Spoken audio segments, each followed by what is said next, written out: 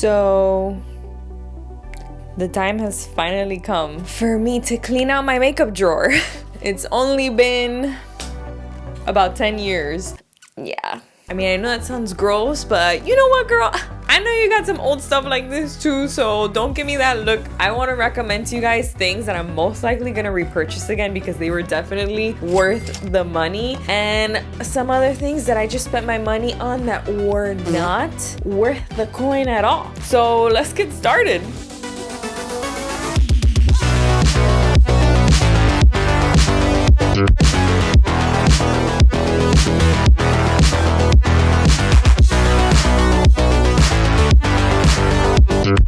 So I'm having a really hard time getting rid of some of the blushes here that I have because I love the colors and they're so nice. So I'm here trying to Google to see like how long a powder blush lasts for, and it's saying like 3 to 4 years.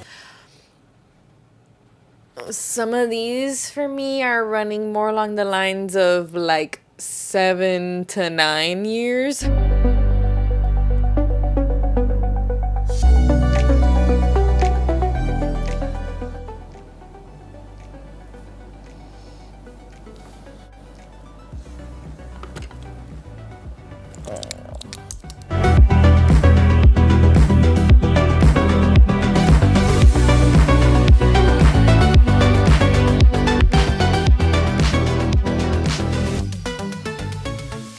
Honestly, first I want to start with the bad news. I want to start with the products that were just not it for me. They did not make the cut. Also, just a heads up, I do have combination to oily skin, and my skin is also sensitive. So I'm gonna start with primers. I have the Urban Decay All-Nighter Setting Spray. Now this, I wanted to believe in this so hard because so many people said really good things about this, that it would make your makeup last all day, y no sé qué, and this didn't do anything for me, like at all. Honestly, I feel like these things are just so gimmicky and they don't hold anything. Like if you want your makeup to stay, you need to use a good foundation and a good powder, and that's it. Forget primers. And here I have a really expensive foundation. It's the Dior Forever Dior Skin Foundation. Also, I really wanted to like this. You know, everybody speaks so well of Dior and they do have good products, but this one just did not work for my skin.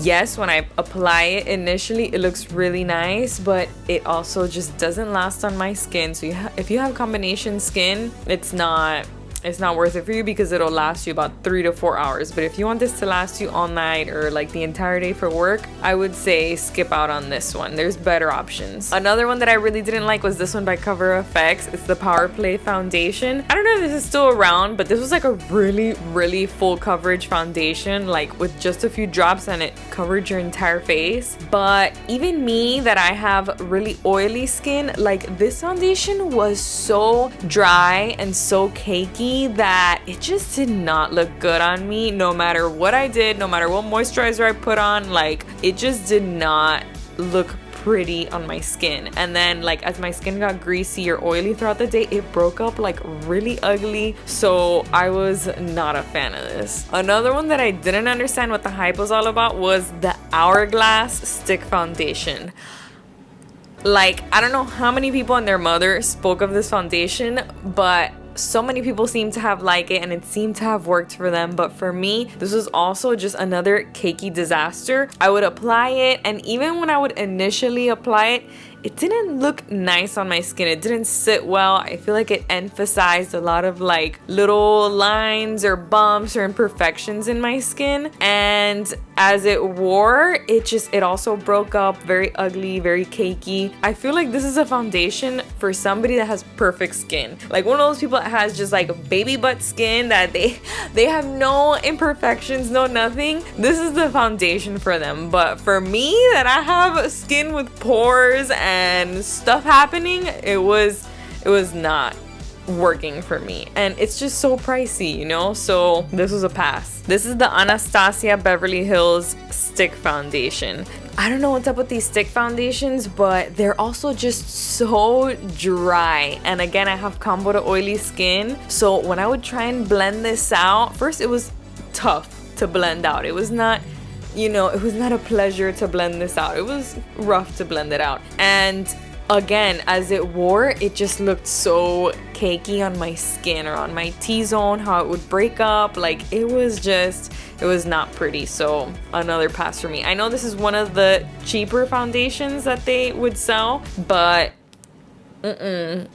not good. As for the other foundations, I'll just list them up for you on the screen, just so you know that they're no good, at least for combo to oily skin. Now on to concealers. So I really wanted to like this one, but this is the Fenty Beauty concealer. I don't know if she has another one right now, but this was like the first one that she had launched quite some time ago, and this concealer just was not nice under my eyes. It emphasized things that I didn't even know I had, lines that I didn't even know existed, and it looked super dry, super like dusty and crusty under my eyes, and I was like, what is this doing to me? This is aging me by like 5 years. And mind you, like, at least under my eyes, I'm not dry.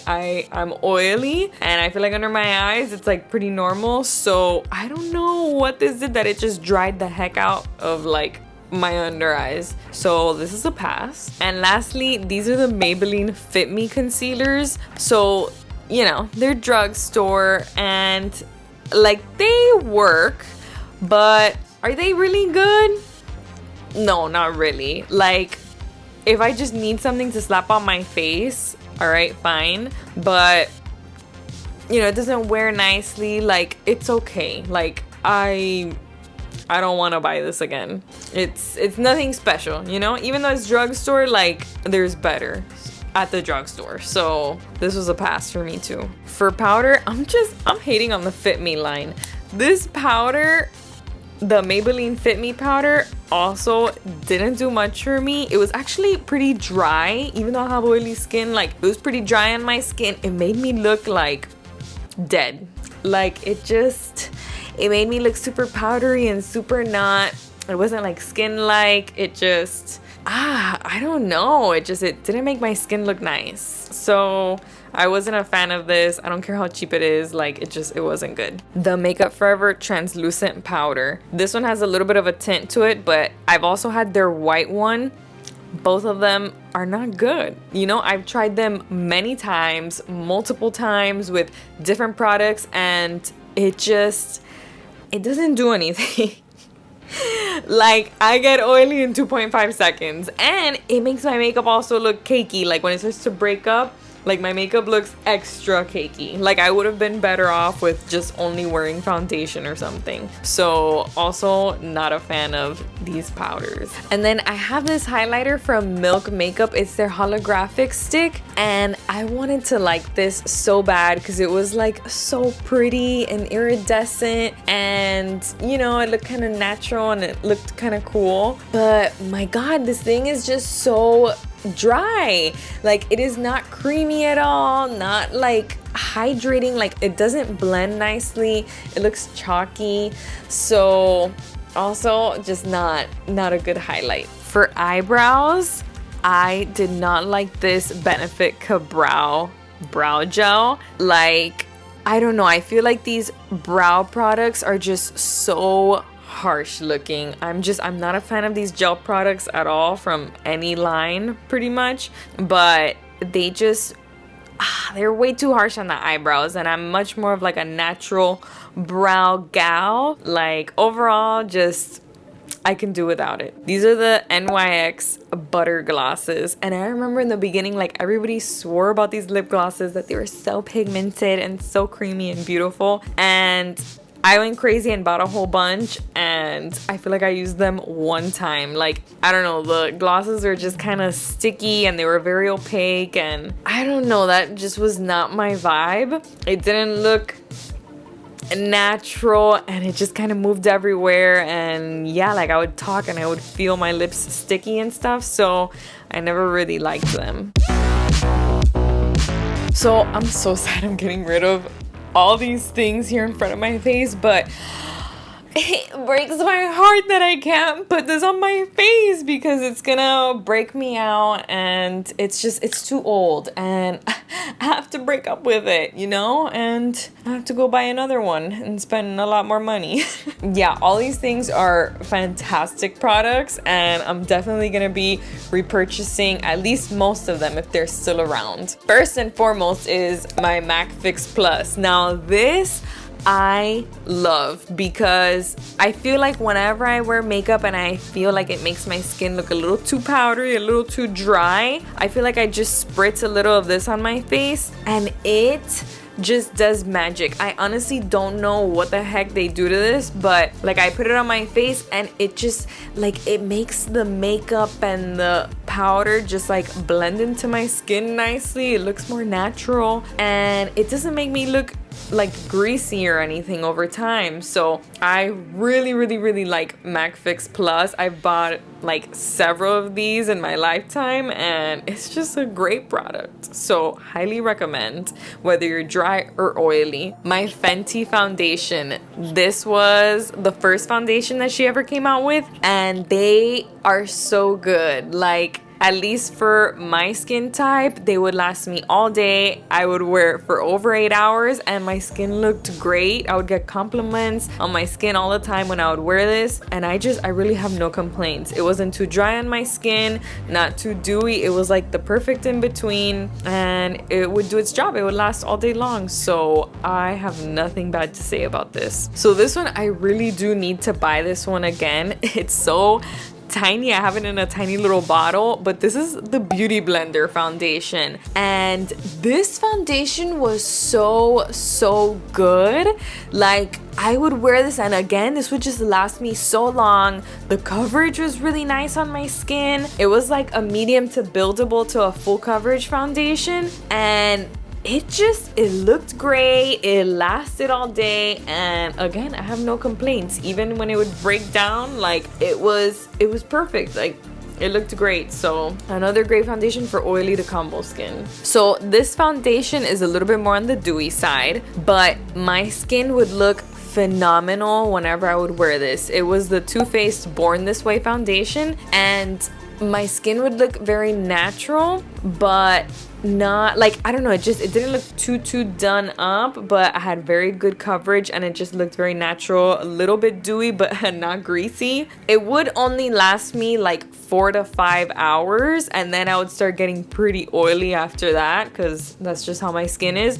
But even when it would get oily, like it still looked nice. I know it sounds weird, but my skin would actually still look pretty good and I would still get quite a bit of compliments when I would wear this foundation too, even after I've been wearing it for like 8 hours. So this was another really nice one that I enjoyed. And then these are my top 2 favorite foundations of all time, either worn alone or worn together. So it's the Estee Lauder Double Wear Foundation and the Lancome Tint Idole 24-hour foundation.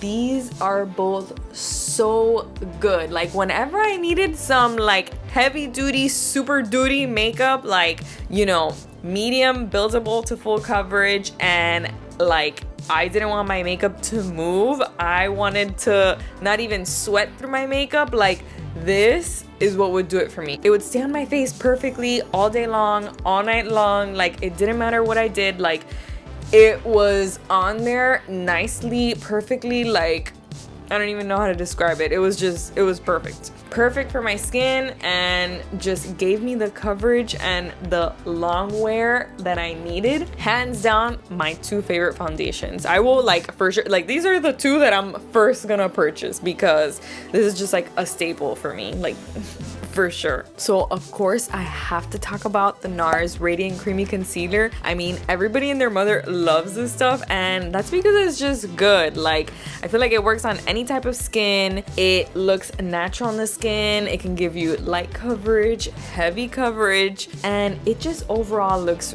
really good. So this I will definitely be repurchasing. Like for under the eyes, this is great. I also really love the NARS Soft Matte complete concealers. These are so nice, not just for like under the eyes, like if you need something a little bit more matte, more long lasting, but just for even like spot concealing on the face. Like just a little bit goes a long way, and you can really sheer it out and blend it all over the face. You know, if you want something natural and you don't want to wear foundation, like this is a great option, and it lasts you because it's matte. So another concealer that I'm probably gonna repurchase because they're too good. So NARS is where it's at for the concealer right now. And of course I gotta talk about my Too Faced Born This Way concealer. This one is like mad full coverage, like 2 dots of this and you cover up like your entire upper half of your face. But like a little bit goes a long way, and that's why like this whole thing is practically full.